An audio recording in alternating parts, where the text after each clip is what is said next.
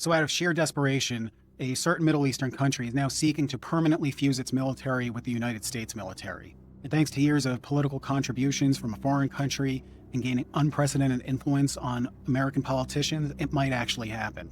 This is Section 224 of the National Defense Authorization Act, which is a must-pass bill. This is the bill that basically pays our military. It's not something that gets debated a lot, or probably even read most of the time. This little Section 224 was originally added as a standalone bill called the United States-Israel Futures Act, introduced by Senators Ted Budd and Kirsten Gillibrand and Ronnie Jackson in the House. When that failed, the main provision was inserted into the NDAA by Mike Rogers and Adam Smith. It calls for the synchronization of defense technology research, development, testing, and data fusion between the United States and Israel. It covers artificial intelligence, quantum tech, cyber warfare, autonomous weapon systems, direct energy weapons, and biotech. They use words like network integration and synchronization like it's two big tech companies collaborating on a project, and they switch their accounting software to make things easier. But that's not what it is at all. They're merging the nervous systems of these two militaries. Weapon systems wouldn't just be compatible, they'd be thinking with the same brain. And when that happens, the question is not who pulls the trigger, it's who holds the keys. And that's the scary part number one. Scary part number two is that to manage all this, the bill creates a new position, an executive agent appointed by the Secretary of War whose job it is to force it through the bureaucratic system.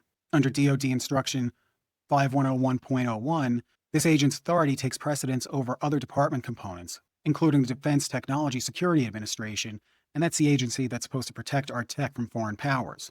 In the past, if this country wanted access to this type of information and tech, they'd have to steal it, which they have done, famously, more than once. In this scenario, they wouldn't be stealing it because it would be theirs. Proponents of the bill are saying that the U.S. wouldn't be ceding command and control, but here's the important part. You don't need formal command and control authority to have leverage. You just need to be load-bearing. If our cyber defenses or directed energy weapons become dependent on this country's components and shared data and infrastructure, what happens the day our interests start to diverge? We wouldn't be able to cut them out, not without blinding our systems and leaving ourselves vulnerable, and it would probably take years to do. They could effectively have a kill switch to our most important weapons, and besides that, they'd have complete access to them. And for the honor of giving them our military, guess who gets to pay for all this? We do. Currently, the U.S. is handing them $3.8 billion a year in military aid as a baseline. Adjusted for inflation, we've given them roughly $150 billion since 1948, and that's just a baseline, not counting emergency supplements and loan guarantees and other operational costs. A few months ago, the Prime Minister of this country called for weaning this country off of the U.S. teat, so to say, over the next 10 years. Under Section 224, American taxpayers foot the bill for the fusion itself, and on top of that, we'll be building factories on U.S. soil for Israel to run and control. A foreign country employing American citizens in their own country, paid for with American tax dollars under complete control of that country. This is a tactic used by the broader military-industrial complex by spreading out manufacturing across congressional districts that no representative wants to cut funding to because that means killing jobs back at home. Israel would have that same structural muscle and influence that Lockheed Martin or Raytheon enjoy.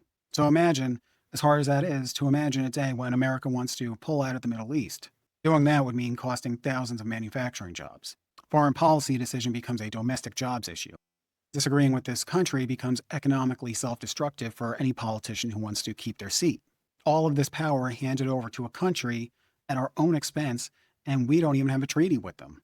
The U.S. does have integrated military relationships with other countries, NATO as a whole and UK and Australia independently, but those come with ironclad mutual defense treaties.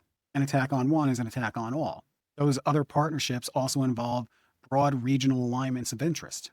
The UK and Australia aren't in constant localized conflicts that the US might be pulled into. This country is. That's just the reality of the region.